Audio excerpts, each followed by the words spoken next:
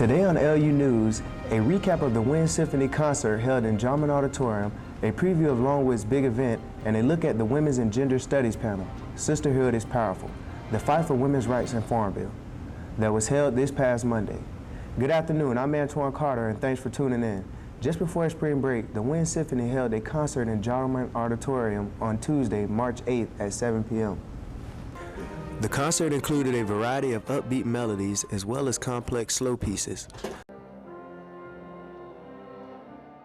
Dr. Gordon Ring, conductor of the symphony, took the stage with special guest pianist Dr. Lisa Kinzer on Tuesday's concert.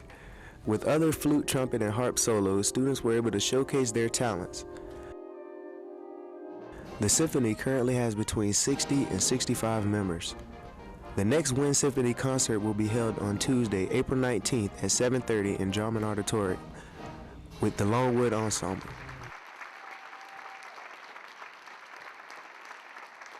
On Monday, March 21st, the Longwood's Women's and Gender Studies program hosted one of its events this semester. The event, entitled Sisterhood is Powerful, the fight for women's rights in Farmville, invited 3 guest speakers to discuss the first-hand experiences in regards to women's rights. On Monday, March 21st, the Longwood Women's and Gender Studies program hosted one of its many events for this semester. The event, titled The Sisterhood is Powerful, the fight for women's rights in Farmville, invited 3 guest speakers to discuss their first-hand experiences in regards to women's rights. Tina Harris of Aramark Services spoke on the panel of her struggles in 1959 school closings. Dr. Ann Flynn, a Longwood alum and Hampden-Sydney biology professor that grew up during the women's rights movement while attending Longwood.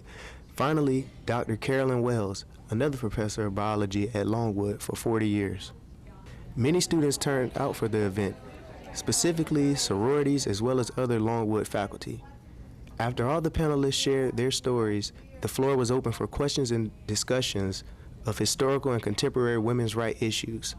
The Women's and Gender Studies program will wrap up women's history with 2 more events during the week of March. This is the 3rd year Longwood has held their school-wide community service project, and this year they expect an even larger turnout than last. Here's Michelle Moody with a preview of Longwood's big event.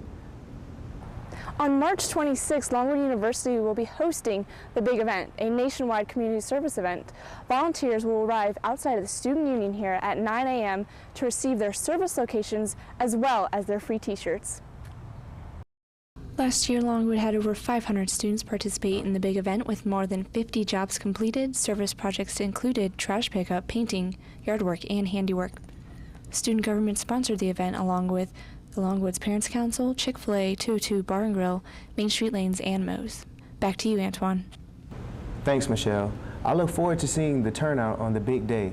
Now here's Erica with a Get to Know Your Farmville exclusive on recently opened Chippenham Johnson Willis Specialty Health Center. I'm here in Midtown Square at the newly opened Chippenham and Johnson Willis Specialty Health Center. The established 6-room facility opened back in 2010, right before students returned home for winter break. The center, which offers a rotating schedule of specialists, also serves as an after-hours walk-in clinic during the evenings and weekends. The clinic is open to students, residents of Farmville, and its 8 surrounding counties. Thanks, Erica. Well, that about wraps up our time for today. Make sure you tune in next time. I'm Antoine Carter with LU News.